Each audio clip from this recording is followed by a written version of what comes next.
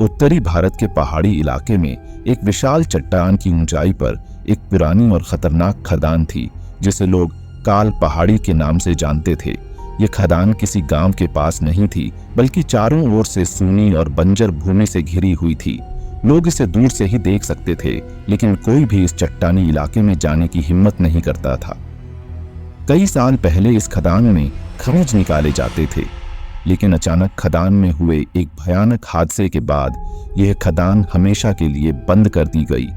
कहते हैं खदान के अंदर कुछ ऐसा था जिसने खनिकों की जान ले ली थी। जो लोग उस हादसे से बच गए वे बताते थे कि वहां उन्होंने कुछ अदृश्य शक्ति का अनुभव किया था। विज्ञान से जुड़े लोगों ने इसे महज अंधविश्वास कहा, लेकिन स्थानीय लोगों के बीच इस खदान की भूतिया कहानियां हमेशा जीवित रहीं। राहुल, जो एक प्रसिद्ध भूवैज्ञानिक था, उसे इस खदान के बारे में सुनकर बहुत दिलचस्पी हुई। उसने इस खदान के रहस्यों की सच्चाई जानने का फैसला किया। राहुल को विश्वास था कि भूत प्रेत जैसी कोई चीज नहीं होती। उसके साथ उसके 3 दोस्त कृष्णा, आकाश और साक्षी भी इस अभियान में शामिल हो गए। राहुल ने अपने दोस्तों से कहा, ये बस अफवाहें हैं, वहाँ जरूर कोई वैज्ञानिक कारण होगा, जैसे गैस लीक या कोई और भूगर्भीय गतिविधि। हमें यह सच्चाई पता लगानी है। उन सभी ने तैयारियां की और काल पहाड़ी की ओर निकल पड़े। खदान तक पहुंचने के लिए एक संकीर्ण और खतरनाक रास्ते से होकर गुजरना पड़ा। जैसे जैसे वे ऊंचाई पर चढ़ते गए, वातावरण में ठंडक और एक अजीब सा सन्नाटा छाने लगा। चारों दोस्त खदान के मुहाने पर पहुंचे। खदान का प्रवेश द्वार जर्जर हो चुका था। अंधेरे में खदान का अंदरूनी भाग दिख नहीं रहा था, लेकिन राहुल और उसके दोस्तों ने बिना किसी डर के अंदर कदम रखा। जैसे ही वे अंदर गए, ठंडी हवा का एक तेज झोंका उनके चेहरों से टकराया, जिससे उन्हें लगा कि कोई अदृश्य शक्ति उनका स्वागत कर रही थी। राहुल ने अपनी टॉर्च जलाकर कहा, चलो अंदर देखते हैं, हो सकता है हमें कुछ पुराने खनिज मिले। खदान के अंदर का रास्ता संकरा और संकरे होते होते एक बड़े हॉल में खुलता था। दीवारों पर खून जैसे धब्बे और मजदूरों के पुराने औजार बिखरे पड़े थे।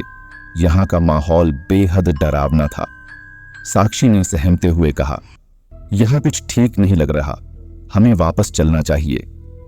आकाश ने हंसते हुए कहा, अरे डरपोक मत बनो, हम कोई बच्चे नहीं हैं, बस थोड़ी देर और देख लेते हैं। जैसे ही वे थोड़ी और अंदर गए, खदान के अंदर की हवा भारी होने लगी। अचानक एक जोरदार आवाज हुई, जैसे पत्थर गिरने की। कृष्णा ने मुड़कर देखा, लेकिन वहां कुछ नहीं था। उसने घबराते हुए कहा, तुम लोगों ने वो आवाज सुनी? राहुल ने हंसते हुए कहा, अरे यार, ये खदान पुरानी है, कुछ पत्थर गिर सकते हैं, चिंता मत करो। लेकिन जब वे और आगे बढ़े तो उन्हें अजीब सी फुसफुसाहटें सुनाई देने लगीं, जैसे कोई उनके कानों में कुछ कह रहा हो। हवा के साथ वह फुसफुसाहट भी चल रही थी, लेकिन शब्द अस्पष्ट थे। चारों ने एक दूसरे की ओर देखा और इस बार उनका मजाक उड़ाना बंद हो चुका था। डर अब उनके चेहरों पर साफ झलक रहा था। तभी साक्षी के पैर में कुछ अटक गया। उसने नीचे देखा तो उसे एक कंकाल दिखाई दिया। वह चीख पड़ी और पीछे हटने लगी। यह यहाँ कैसे हो सकता है? उसकी आवाज कांप रही थी। राहुल ने उसे शांत करने की कोशिश की, लेकिन तभी खदान के अंदर की रोशनी अचानक कम हो गई। उनकी टॉर्चें झपकने लगीं और ठंडी हवा अब और ज्यादा ठंडी और तेज हो चुकी थी।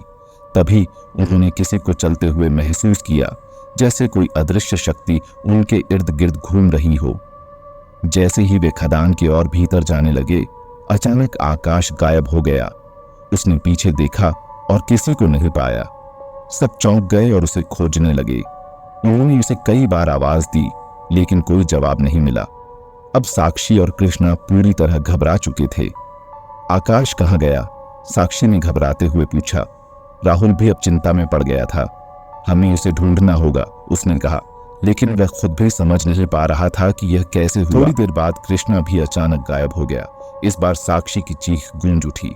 राहुल ने उसे शांत करने की कोशिश की, लेकिन अब उसे खुद भी लगने लगा था कि यहाँ कुछ बहुत गलत हो रहा है। राहुल और साक्षी अब खदान के बीचों बीच पहुंच चुके थे।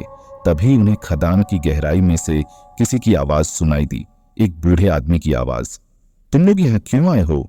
इस आवाज में एक अजीब सी गूंज थी जिससे दोनों कांप उठे। राहुल ने आवाज की दिशा में देखा। खदान के सबसे गहरे हिस्से में एक बूढ़ा आदमी खड़ा था। इसके हाथ में एक पुरानी लालटेन थी। उसकी आंखों में अजीब सी चमक थी, जैसे वह किसी और ही दुनिया से हो। तुम्हारे दोस्त अब नहीं लौटेंगे, बूढ़े आदमी ने धीरे से कहा। यह खदान उनकी कब्रगाह बन चुकी है, जैसे मेरे लिए बनी थी। राहुल ने कांपते हुए पूछा, तुम कौन हो? बूढ़े आदमी ने ठंडी हंसी के साथ जवाब दिया, मैं वही हूं जिसने इस खदान में अपनी जान गंवाई थी। अब मैं और मेरी आत्माएं इस खदान की रखवाली करते हैं। जो भी यहाँ आता है उससे हम अपनी दुनिया में खींच लेते हैं। साक्षी ने डर से चीखते हुए कहा, हमें यहाँ से बाहर जाने दो।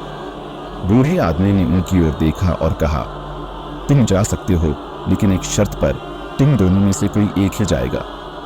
राहुल और साक्षी अब एक दूसरे को घूर रहे थे। सामने सिर्फ दो ही रास्ते थे, या तो वे दोनों यहीं मरेंगे या उनमें से एक को दूसरे की बलि देनी होगी।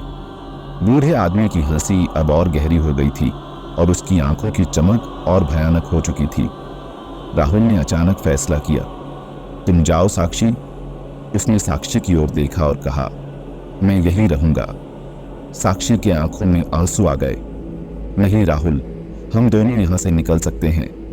राहुल ने सिर हिलाया, नहीं, यह उसकी शर्त है, तुम जाओ। साक्षी ने राहुल को गले लगाया और खदान के बाहर की ओर दौड़ पड़ी। बूढ़े आदमी ने राहुल की ओर देखा और कहा, तुमने सही निर्णय लिया। अब तुम हमेशा के लिए इस खदान का हिस्सा बनोगे। राहुल ने बूढ़े आदमी की आंखों में देखा और उसकी चेतना धुंधली होने लगी। वह अब खदान की आत्माओं में से एक बन चुका था। साक्षी किसी तरह खदान से बाहर निकल आई, लेकिन उसके भीतर का डर कभी कम नहीं हुआ। उसने लोगों को इस भूतिया खदान के बारे में बताया, लेकिन कोई उस पर विश्वास नहीं करता। खदान अब भी काल पहाड़ी पर खामोश खड़ी थी और वहां से कभी कभी रात में लोगों को चीखें सुनाई देती थीं। राहुल, आकाश और कृष्णा अब उस खदान के अनंत अंधेरे में खो चुके थे और साक्षी इस डर के साथ जी रही थी कि शायद एक दिन वह भी उस खदान की बुलाहट का शिकार हो जाएगी।